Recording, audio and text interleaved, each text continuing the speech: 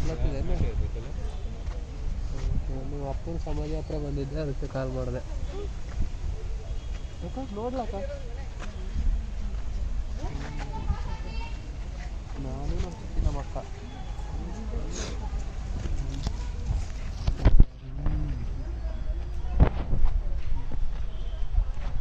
ಆಯ್ತು ನೋಡ್ತೇನು.